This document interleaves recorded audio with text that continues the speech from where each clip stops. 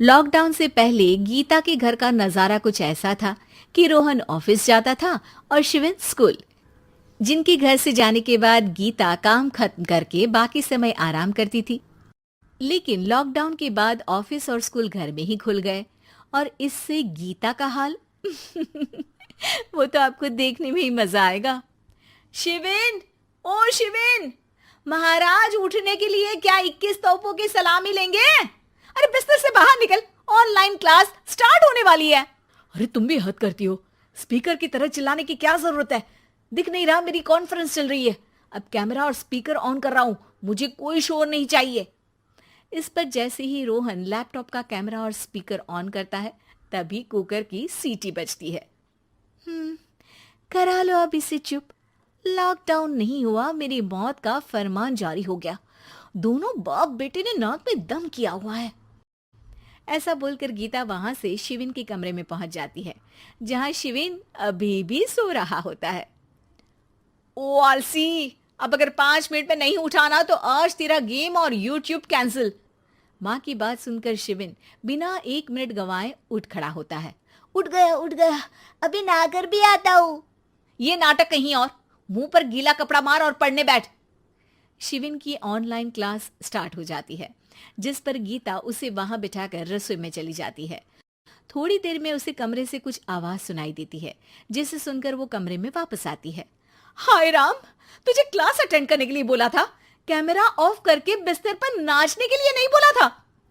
Mummy मुझे कुछ समझ नहीं आ रहा, आप बाद में पढ़ा देना ना। वैसे भी अटेंडेंस तो लगी गई है। हाँ हाँ बेटा, जरूर बन जा। तू अभी से हम सबका बाप बन जा। अरे नहीं मतलब कहाँ से लाते हो इतना दिमाग, और पढ़ाई करते हुए ये चला कहाँ जाता है?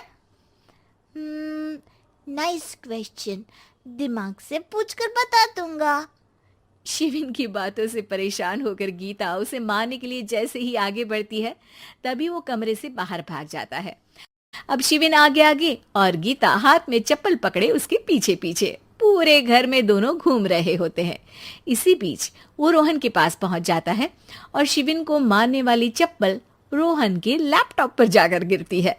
ओए माँ!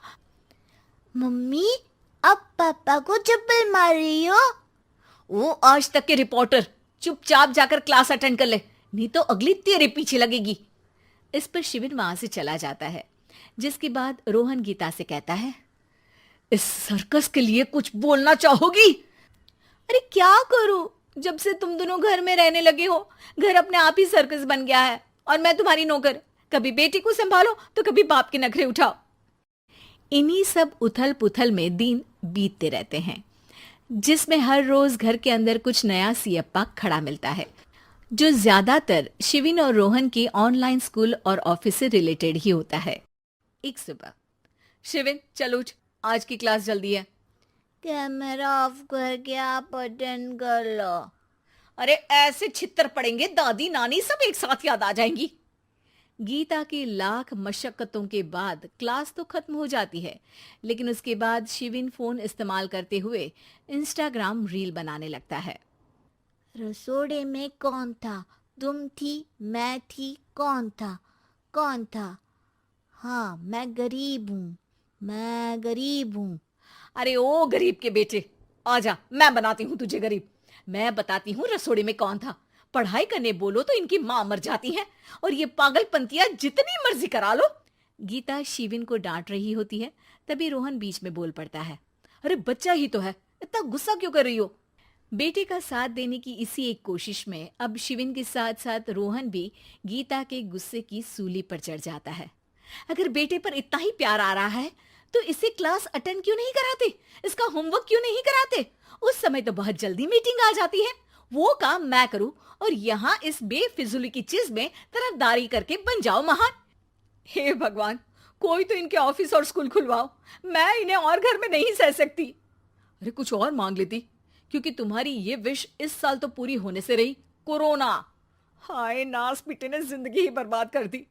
खाए कोई पचाए कोई, कल मुझे चुन चुन कर सबको मेरी बद्दुआ लगेगी। उन्होंने दुनिया का और इन बाप बेटे दोनों ने मेरा जीना मुश्किल कर दिया। गीता वहां से चली जाती है, जिसके बाद रोहन शिविन से कहता है, अरे तुम्हारी मम्मी इतनी भड़की हुई क्यों है? आपकी वजह से पूरा समय घर में रहते हो और उस पर कोई काम कराने की जगह बस ऑर्डर देते रहते हो। अच्छा बेटे, सारा इल्जाम मुझ पर, पूरा दिन तो वो तुम पर ही चिल्लाती है। हाँ, मतलब दोनों का 50-50 है, कुछ करना पड़ेगा। वो कहते ना, make the best out of worst. I have an idea. वैसे तुम्हारी माँ सही कहती है, बहुत जुबान चलाने लगे हो, कम बोला करो।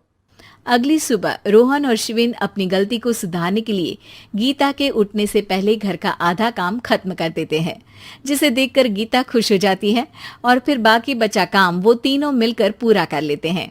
जिसके बाद अब वो सब मिल बांट कर हर काम में एक दूसरे की मदद करते हुए लॉकडाउन का मजा लेने लगते हैं।